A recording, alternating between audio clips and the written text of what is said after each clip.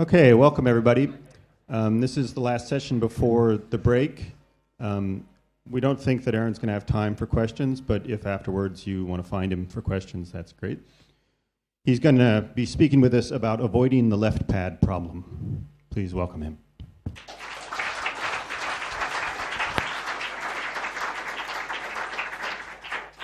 So thanks for the introduction. I'm Bassett. I'm been a software developer now, working in Python for about 10 years.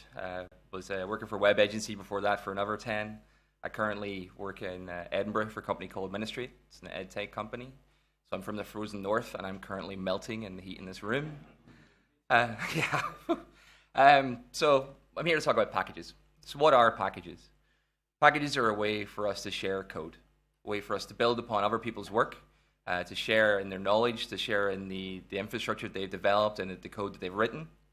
Now, normally when people talk about the sharing of code and building upon others' work, they bring out this old quote from Newton that says, that if I have seen further than others, it's by standing on the shoulders of giants. It's fairly apt. Personally, I prefer this one from Alan Kay.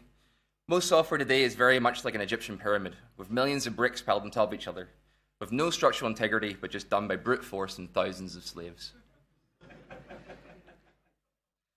Now, the state of packaging in Python and in other languages is it's not great, but it's better than what it used to be. So a little bit of history first. Whenever I first started developing, there was no pip. That wouldn't be on the scene for another 15 years. There wasn't even really version control. SVN didn't come out for 5 years after I started developing. Git was a decade later. If you wanted to version control your code, you took a copy of a file, you changed the name of that file to like users.new, and then when you had some more amendments, it became users.newer, and then users.newest, and newest to stir, and this went on and on. If you wanted to share that code with another developer, you would have them FTP into your staging environment. Notice I said FTP in because you wouldn't have a local environment. Virtual machines weren't really a thing. If you wanted to do your development, sometimes you're doing it in your production environment. If you were lucky, you had a server that you could FTP into and break on a regular basis. But if you wanted to share anything that you'd written, well, you would talk to the person in the office, go, hey, I've done some stuff about users. You should go take a look at that. And they would FTP in, and they would copy down the file. They would make some changes to that file, might not do exactly what they needed, so they'd make some amendments. And maybe you'd find a bug, and maybe they'd patch it in their file, or maybe they wouldn't. And maybe their unpatched one would get copied by another developer, and then I'd go to another developer. And it was a whole mess. So people came up with this idea of packaging up code, making it easy for us to share it, and it really took off.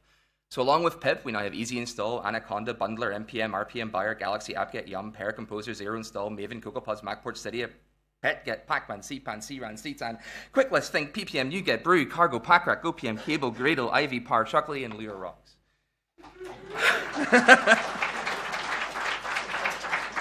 And I know I've probably missed somebody's favorite one. Please come tell me off about it afterwards. So we now have all these great ways of installing packages. So first thing we do is we do a Google. We go on GitHub, we go on PyPI. We find a package that looks like it does what we need. It's got stars, so it's got social kind of credit, and there's no way at all to fake those. If it's got those stars, we know that's a good package, and we're safe enough to install it.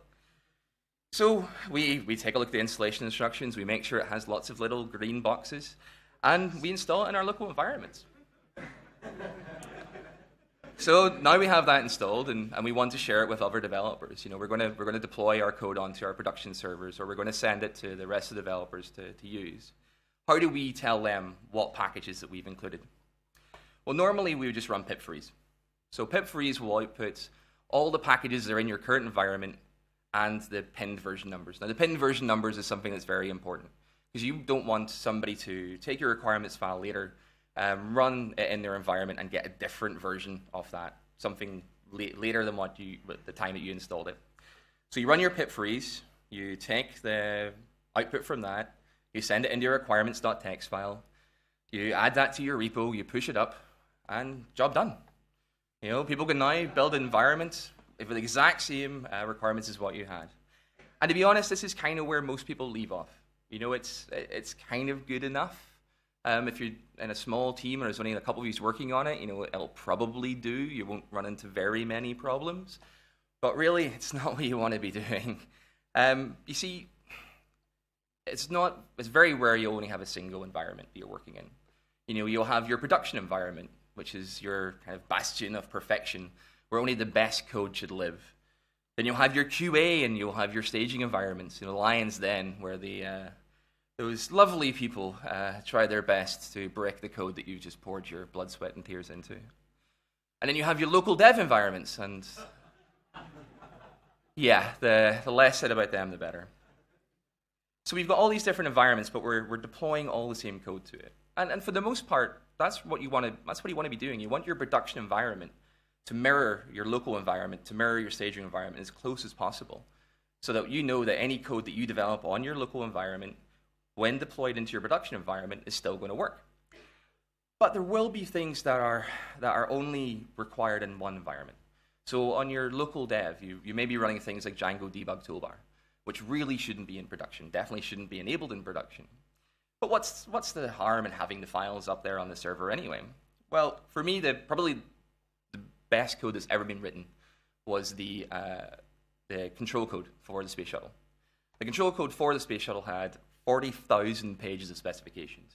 I don't think I've seen 40,000 pages of specifications in all the projects I've worked on in the last 20 years combined. From those 40,000 pages, they produced 420,000 lines of code, within which they had 17 errors. Nearly 500,000 lines of code, and they only had 17 errors. That's astounding, but they still had errors. And this is the most perfect code that's probably ever been written or ever will be written, and it still had errors. That's nowhere near like what the average is for our industry. Average for our industry is somewhere around 15 to 50 errors per 1,000 lines of code. So if you take something like Django debug toolbar, it's got 4,000 lines of code. So we can assume that it's going to be somewhere between 60 and 200 errors in there. Now, one of those errors, even though you've got Django debug toolbar behind a feature switch on your production environment, what if one of the errors causes that to be displayed in a particular set of circumstances? The only way you can truly prevent and guarantee that can't happen is not by installing it in your environment in the first place. So rather than having a single requirements.file, file, we split them into environments. We have a file for our local environment, a file for our production, a file for our staging, our QA, etc. Now, most of these all share pretty much all the same common packages. So we have a base.txt, and within that we have the shared packages, and our production.txt, our staging.txt just inherits from there. So you're not duplicating the work in installing these across multiple different packages. Okay, so we've got it to the point where whenever we're deploying to production, we run our production.txt, and we only have code installed that is required for that environment. But what happens when we want to delete some code? So say, for example, that we've been using Flask, and we've installed Flask in our environments. This is a brand new virtual environment that I created. I've only ran a single command in it, which was pip install Flask. And we can see that not only has Flask been installed, but also there's been 5 other packages. So those packages are all dependencies of Flask, or dependencies of Flask dependencies. But these transient packages are all installed whenever I install Flask because they're required by Flask in order for it to function. So whenever I come to remove Flask, I've got to remember which packages Flask also installed, and which packages those packages installed, and which packages those packages installed, and it's turtles all the way down. And also, even if I was able to work out this entire dependency tree and figure out which ones were installed by Flask, so I knew which ones to remove, why can't be sure that it's only Flask that uses those? Pip doesn't install packages into a submodules folder off the package that's installing. They all just go into one folder. So I don't know if the Jinja 2 that's being used by Flask is not the same Jinja that's being used by another package, or is being used by my own scripts. So really, the only thing that I can do is, well, I know them. I'm definitely not using Flask anymore, so I can remove that. But the rest, they've got to stay. I don't know if they should be there or not. They're Orphan packages now. And again, we're in that situation where we're now deploying code into servers that is not required. In fact, it's even worse. If we've already built our server, and we run pip install against our new requirements file that doesn't have Flask in it, it doesn't uninstall Flask. Pip install only installs. It doesn't uninstall. It doesn't know that that just because Flask is no longer in your requirements file, you're not still using it. So it'll still remain on the server. You still have all this cruft, all this additional code sitting in your servers that you don't need. So pip tools to the rescue. Pip tools is a Python package. You pip install pip tools. And once you've installed pip tools, you get 2 new commands. You've got a pip compile command and a pip sync. So instead of manually building my requirements files, what I actually end up doing is writing a spec file. And I do it in much the same way as I did before. So I'll have a spec file for my production and a spec file for staging, etc. And again, they've got inheritance. They can inherit from a base file. The one change that I make is I don't pin my version numbers. Now I know this is kind of controversial, but I'll explain in the next couple of slides why that is. So I'm only listing within my spec files my top level dependencies. I'm not putting in there any of Flask dependencies. I'm not pinning any of these transient dependencies either. I'm just saying, hey, I'm using Flask. That's the one that I definitely know I'm going to use. And if in the future I'm using one of Flask dependencies like Jinja 2, I'll move that into my spec file as well. So I know which ones are my top level dependencies, which ones I require to use. So I've placed these into my base spec file. I've then imported them into my production using just -r, the exact same way as you would do if you were just running it with pip install. And then some magic happens. So I run my pip compile. That's going to look at these spec files that I've written, and it's going to generate something that looks like this. So what pip compile will do is it'll look at what my top level dependencies are. It'll look, because I've not pinned them, it'll get me the most recent version of them, and then it'll pin that. And then it'll get the dependencies of that, and it'll pin those, and so on and so forth. So as long as I'm always targeting the most recent version of a package, which I should be to ensure that I'm getting all the bug fixes and security updates, pip compile will just get the most recent version and it'll pin it for me. Now, if there is, for whatever reason, you do need to have a specific version of a package, you can specify that in your spec file, and the pip compile will adhere to that. So if you know that the most recent version of a package has a bug, or that it's not compatible with something else that you use, then in your spec file you can still pin it, or you can say, greater than a particular version, etc. All the things you can do within a regular requirements file, you can do within your spec file, and those settings will follow across into your generated requirements files by your pip compile. But the also cool thing it does is it will list where these other packages came from. So as you can see on the slide, Flask doesn't have a comment next to it. That's a top level dependency. But the other ones, so things like click, it says via Flask, so I know that that's a dependency of Flask. Jinja is the same. I can see that markup safe says via Jinja 2, so I know that's actually a dependency of Jinja, which is a dependency of Flask, and so on and so forth. So I now have a file which is compatible with pip install.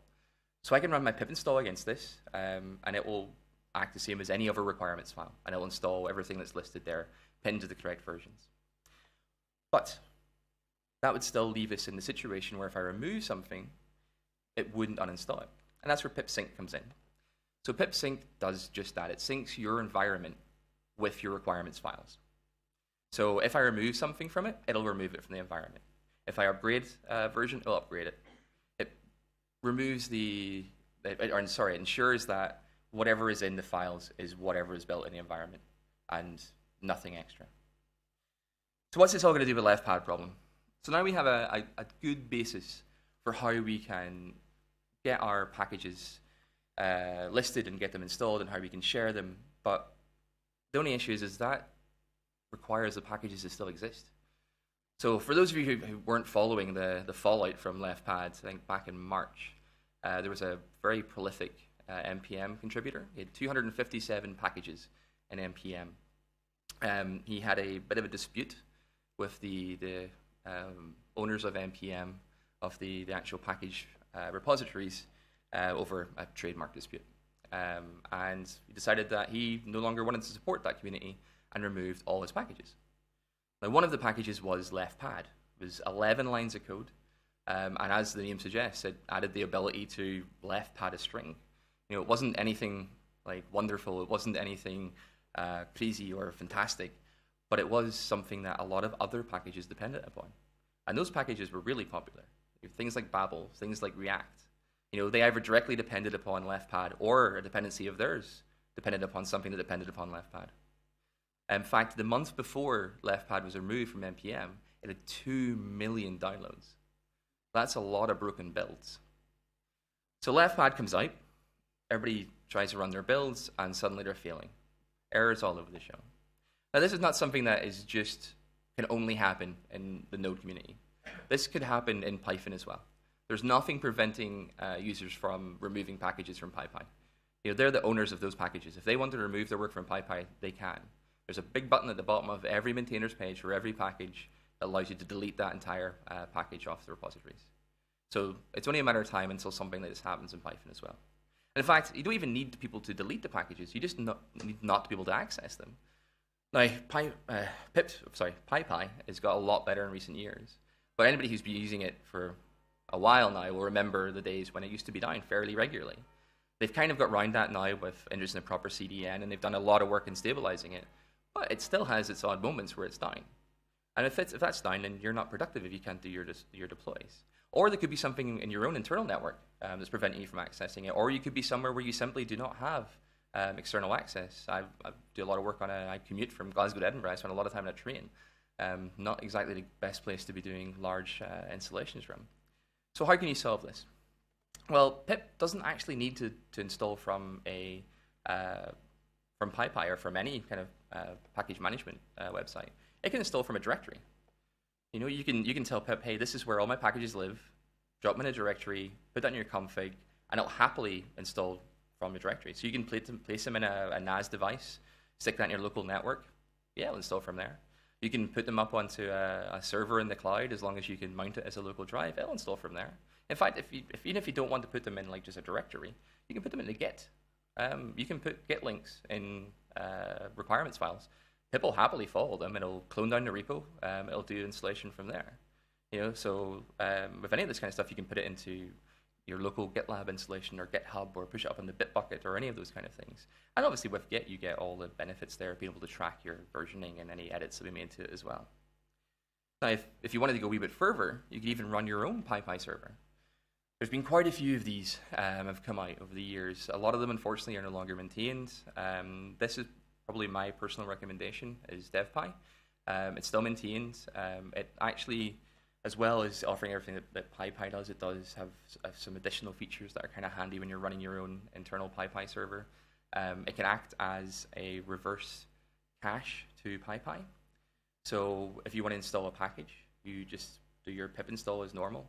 It'll first check to see if it's in your local DevPy. If DevPy has it, it'll serve that package up.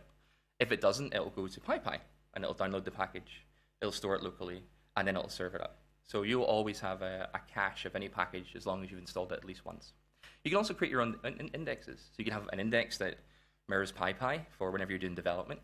You could have an index that is completely isolated for production, that will only serve up packages that you've personally put into it. So you know that those packages are the ones that you've committed and the ones that are secure. You can have your own private indexes that only you can access of code that you don't want to publish publicly onto PyPI. It also has replication. So if you are, part of your job is to keep the actual architecture running, it comes with built-in replication, so you can have multiple servers, so you don't have a single point of failure. So now we have the ability that we can split our packages by environment. We know that even if a package is deleted, or if for whatever reason we can't access PyPI, we can still keep installing from our local cache, our local copy of these packages. But what about malicious users?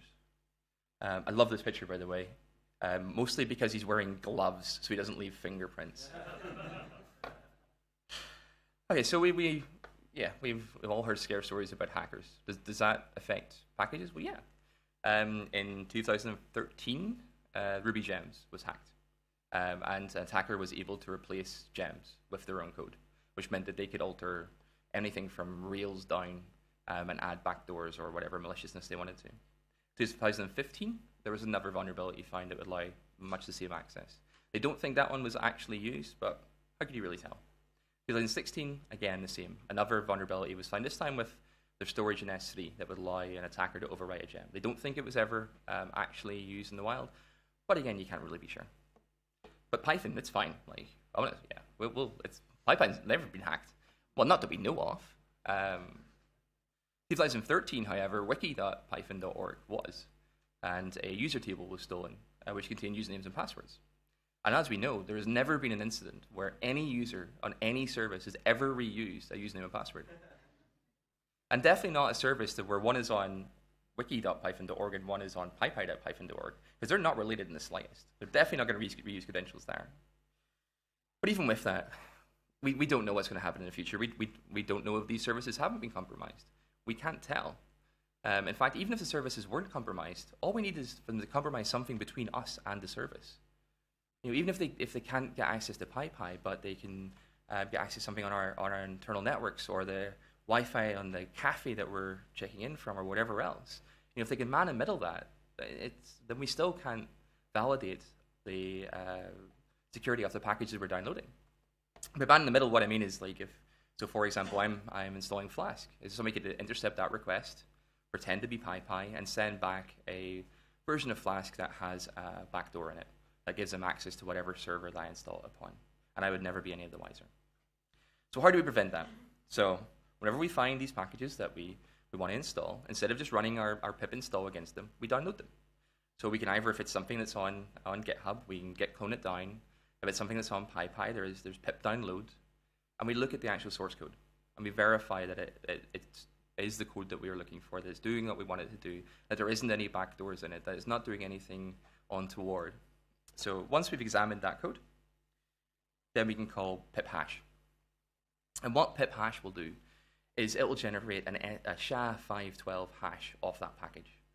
So that hash will always be the same as long as the package is always the same. If the package is tampered with or changed in any way, that hash will change. You're all developers, you know this.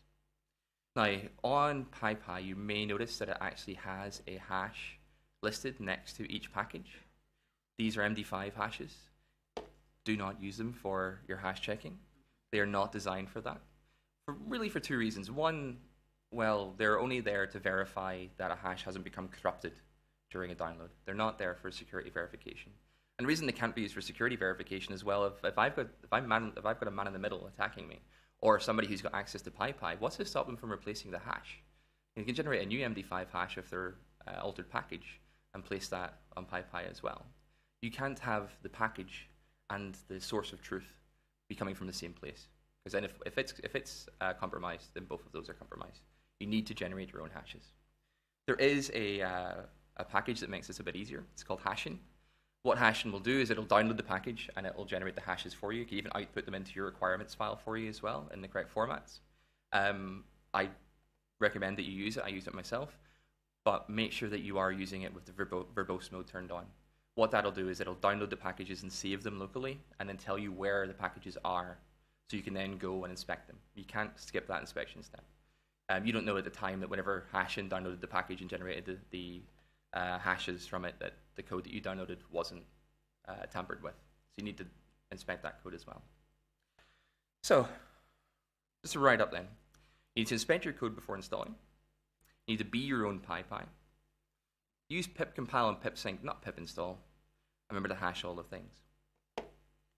Thank you.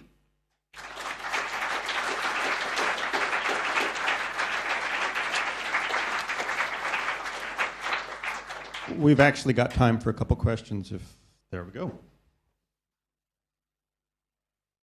Thanks. So, are you talking about a manual inspection of those hashes? Yes.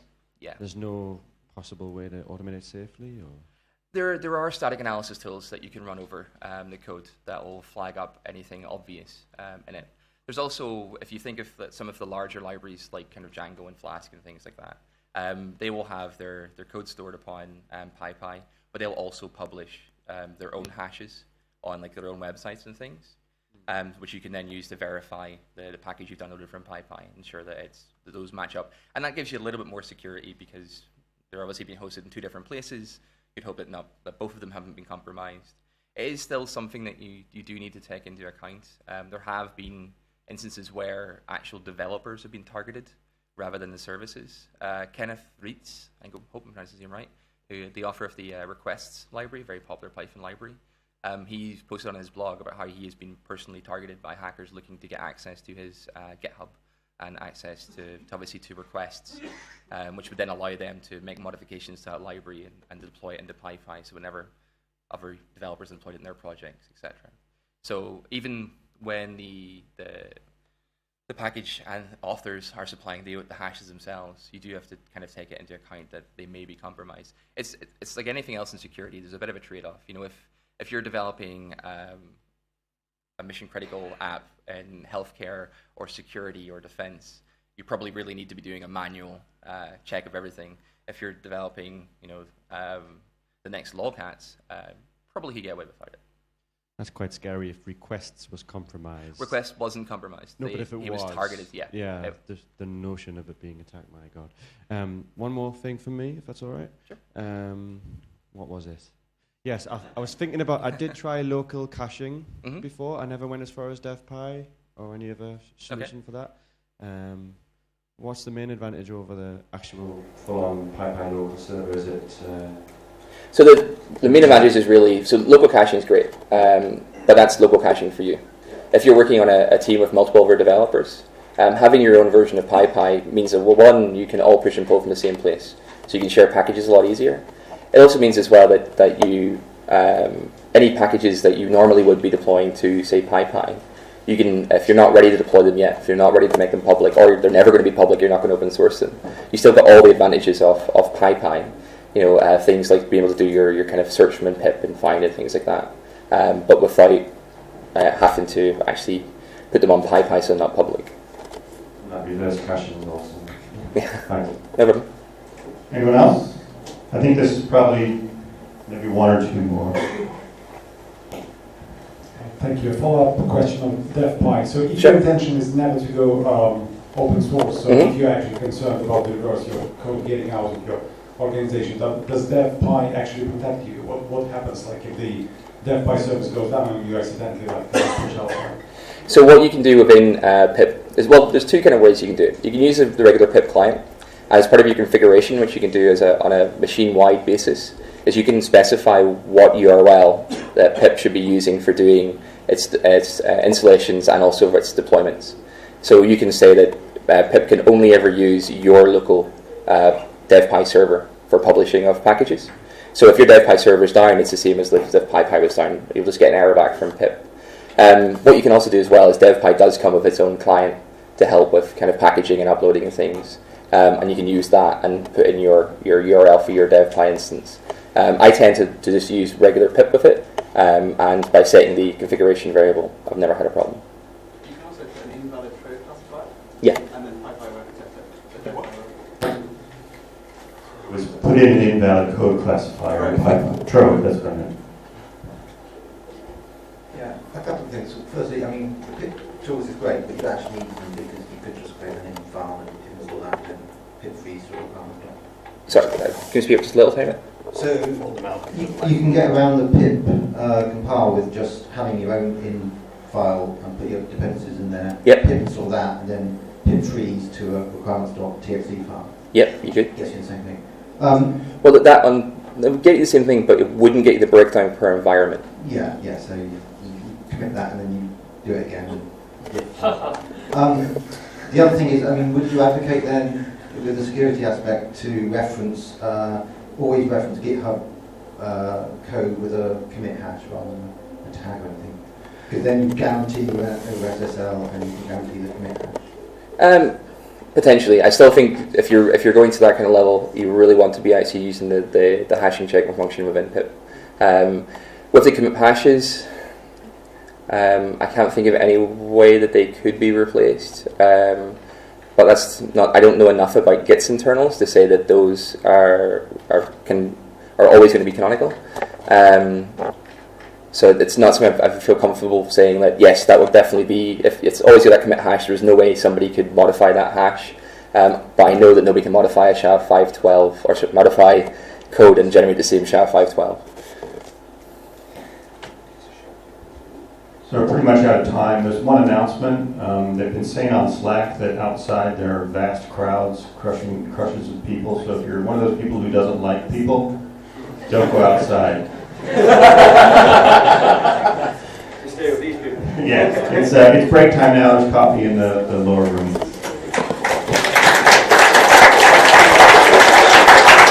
Very nicely done.